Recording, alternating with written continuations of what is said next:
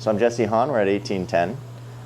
We're in the TTS lab where Tam Tekle's research all started. He came from the forestry industry, did some very disruptive things with products such as LVL and developing a microwave technology to make thicker and thicker laminated veneer lumber beams. When he left the forestry industry in 1998, he formed Tekle Technical Services, it's like a fiber products lab, to make use of residuals and wastes in the forestry industry and the agriculture industry. He saw a lot of inefficiency, a lot of waste, and he thought that he could do better utilizing it as composite materials. So he formed TTS as a applied research, product development and testing laboratory. And this little lab here, although it's a little smaller than the original lab, it's capable of completing over 100 different tests, bending, breaking, all these kinds of things, under 17 different ASTM and CSA type protocols. This little setup right here is kind of the bread and butter of TTS now in its current form, where we pre-age plywood, pull it apart, and study how the glue looks. So if you look closely here, there's a piece of plywood there that's been pre-aged to about 48 years. And pull it apart, study it, and determine if it's suitable to be sold at hardware stores. So that's kind of the bread and butter of this lab now. We don't do as much research as Tam used to do. I hope you're getting, okay. So this next unit is a double guarded hot plate, so we can study the R value of different composite products that we make. This unit over here has different bending and breaking measurements, so we can start compressive strengths and tensile strengths, all that kind of stuff. So what happened was in about 2018, when I joined up with Tam, we rolled all the intellectual property from the lab, from the Applied Research Lab, into Natural Fiber Technologies, their new company, in an attempt to commercialize it. So that's just a little high level in a nutshell view of our lab. And I'll take you upstairs, yeah. Hey Tanner. What's up, fellas? This is Lindsay. Hi, Lindsay.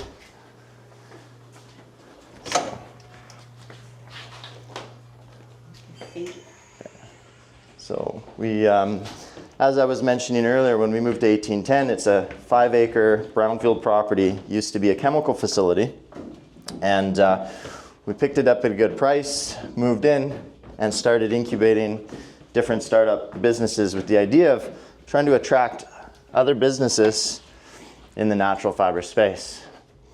So you'll see when we go around the corner, we sponsor a local artist.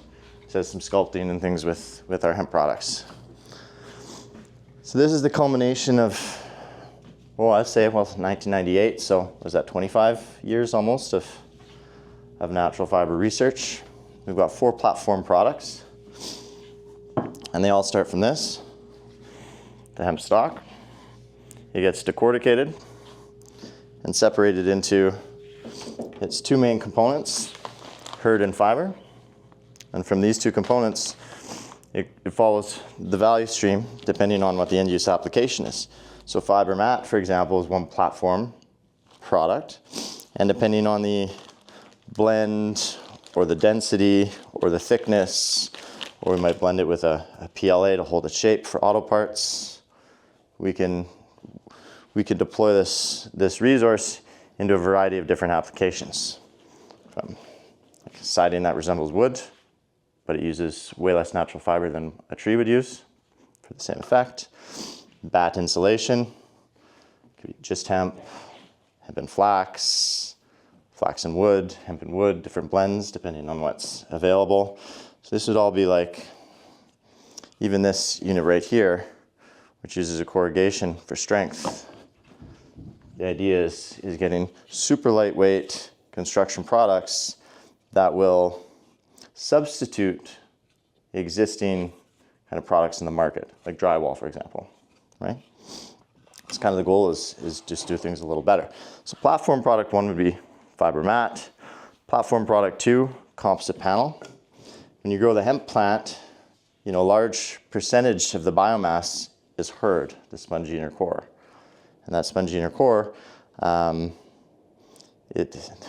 there's so much of it, or we anticipate there, if this industry takes off, there being so much of it that it'll be almost seen as another waste or residual in the industry. There's a big demand to use the bast fiber for textiles.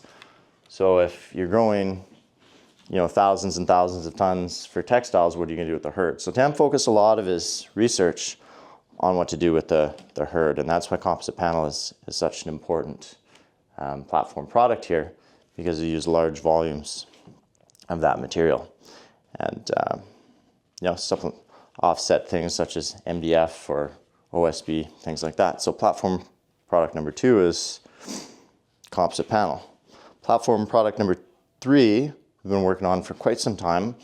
One of the early iterations was this collaboration with Pila and Aguas Bio, and we helped them develop their compostable or biodegradable phone cases, and they still sell a lot of those. So we'll supply their hemp herd fraction for that, and they send it to the US and compound it and make their pellets. Since then, we've worked on different iterations of plastic, all with different compositions of 30% hemp, 70% post-industrial recycled herd, might be a 50-50 blend. This particular one is 50-50. The idea being we can reduce the reliance on plastic, we can increase the lifespan of recycled or used plastic, and find a home for a rapidly renewable natural resource. So platform product number 3 is plastics. And number 4 is concrete composites. And as you may notice, we're natural fiber technologies, not natural hemp technologies. So what you've seen here, we've done with wheat straw, flax, hemp herd, and wood bark, or what's known in the industry as hog fuel. So you get similar effects. And depending on what the end use application is, we might have different fraction sizes, might have a bigger fraction size, which it's good for better insulative or acoustic properties.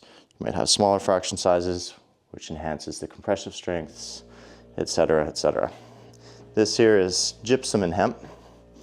The idea being we can make artwork and offset the amount of gypsum, which is a stock depletable resource, by making it lighter and reducing the reliance on gypsum. So, kind of in a nutshell, that's kind of where we're at. Over the years, Tam has worked with many graduate students, PhD students, helping them with their research, helping them try to cultivate this fledgling industry. So.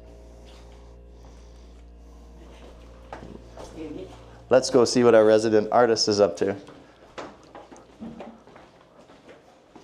Lots of art. So, hey Perry.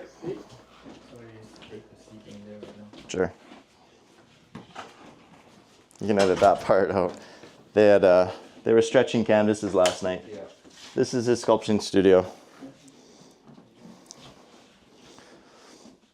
So this you saw in there. This is kind of the workshop. Right now we're working on a portfolio of animals from the prairies or whatever. Like so, this is a cougar. We have a bison. We've had other interests in elk. We're doing elk for Elk Point. Our partner's in Elk Point. So what he'll do is he'll sculpt it out of clay, mold it, and then we've been experimenting with different, if you see here, like different types of fiber or herd and different methods of making lightweight artwork. This is a small example of all the thousands of things you can do with the plant.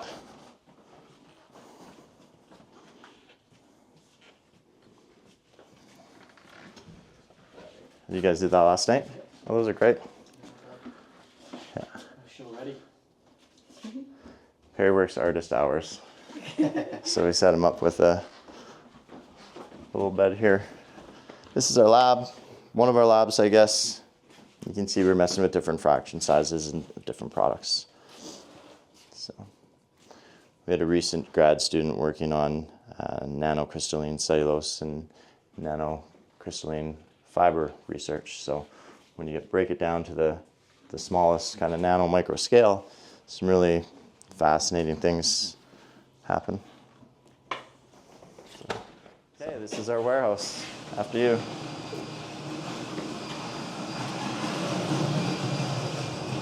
So we recently had a tenant called Rewaste.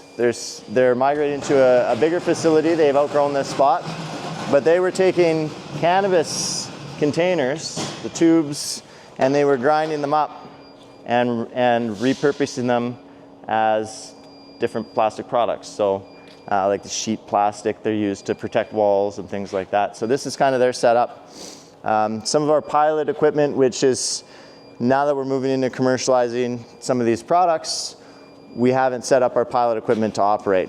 So it's on the back burner for now while we scale up. This is a 300-ton press. We've done a lot of our composite panel work on this press. As you know, we just moved into this place, so we're still getting organized. And just old inventory that we seem to be holding on to. Like I said, not much to see here. So.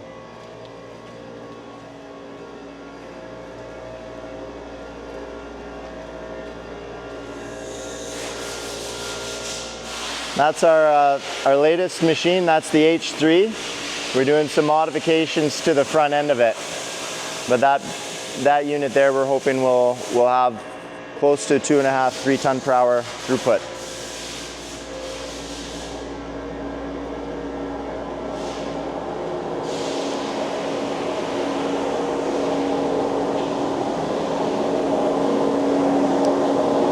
This here is actually I'm kind of doing the tour in reverse. This is the second step of our processing facility. So once the herd is decorticated, or the straw is decorticated, it goes here, the herd gets screened, and the fiber gets cleaned. Right? So we'll send the bast fiber through here, we'll recover some of the herd out, and we'll add it to the rest of the herd. And once it goes through the trommel screen, we get different fraction sizes, and each fraction size will go to a different value stream. One could be animal bedding garden mulch, one might get hammer milled and fractionated down for the plastics industry.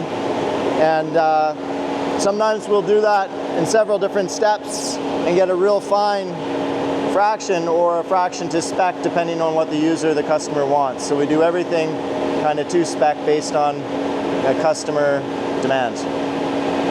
So. Hey, Dave.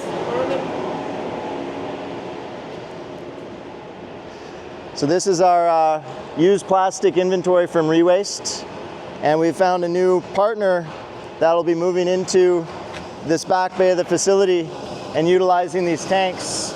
They'll shred plastic, pyrolyze it, and turn it back into condensate and petroleum products to be repurposed. So very much about recycling and circularity here at 1810. This is our yard. This is where we take the hemp bales from the field and we decorticate it. We want to run it through the bale opener. It opens up and it's fed in at a consistent throughput into our little innovation here, our little portable decortication machine. So it gets crushed, it gets beat up, and then run through this condenser, which separates some of the dust and some of the herd from the fiber. The fiber gets baled, the herd goes into a tote, and it's sent off to our warehouse for further processing. So. Bale opener that we tried to develop.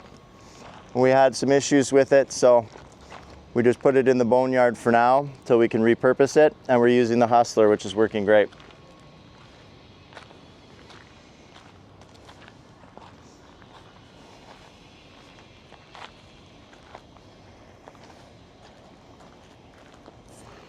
This machine here is the prototype microwave that Tam developed for the LVL industry. So what happens is, if you can imagine those LVL beams you see right now. They peel the veneer off a tree and then they glue them together. And the thicker you go, right, the more heat and pressure you need to cure the resin at the center of the beam. So conventionally or traditionally or historically, I guess, when you get to a certain thickness, getting the heat and the pressure from the outside, they're damaging the outer veneer of the LVL. So they were limited by how thick they could go. Tam thought, well, what if we use microwave to preheat from the center out? So if you imagine two garden hoses spraying at equal pressure, when they meet, they'll form a plane. And you adjust the pressure of either hose, and you can adjust where that plane goes. So that's basically the idea behind this microwave, is it'll take the microwave and it'll split it from the top and it'll split it underneath. And when they meet, you can adjust where that heat is first. So Tam was a pioneer in the development of the continuous steel belt LVL press, and they'd run the veneer through, the LVL through, and it would preheat it, cure that resin from the center out, so when it went through the press, you wouldn't damage the outer veneer. You increase the efficiency of the LVL industry by about 50 to 60%. So it's a pretty disruptive, game-changing innovation. This is lumber. This is fir lumber from an airplane hangar that one of our partners owned in Manitoba. So we had a Manitoba agriculture grant. We needed a place to test our decortication equipment out there. So we moved into this 35,000 square foot World War II airplane hangar, operated there until the snow took half the roof down. So we've been on a salvage job, rather than just sending it all to demolition or burning it or destroying it. For the last 9 months, we've been disassembling it and repurposing the lumber into a variety of things, selling it to different companies that sell it to people who, put fireplace mantles and things like that. So just making the best of a tough situation. What is 1810? Like, it's just 1810 is our address, but we think it's kind of snazzy. When we bought this 5-acre property with all the extra space that we didn't really need, we saw an opportunity to bring startup businesses and new businesses in here that maybe couldn't afford those really top lease rates. For, commercial real estate's expensive anywhere you go.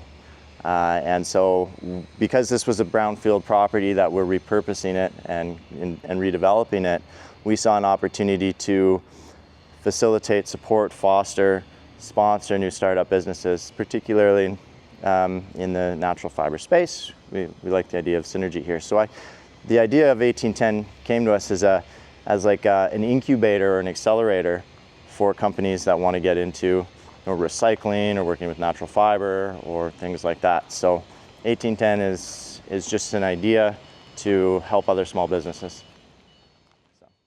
So we've got 2.1 million liters of liquid storage capability here at 1810. It was an old chemical facility.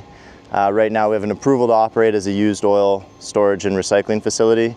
They have hosted everything from methanol, isopropanol, BTEX, toluene, all these oil-filled chemicals over the years. Right now there's nothing in it, but we're cleaning up this area because we've got some neighbors that will be renting some of the tanks to store used mineral oil.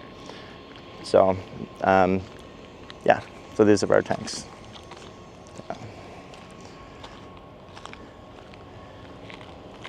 Along with the tank farm here, we've also got an active rail spur, which we currently just lease out for empty railcar storage. But as we scale and grow, this will be a very strategic asset, I guess, for us to export any of our products or import any of our feedstock. So, thanks.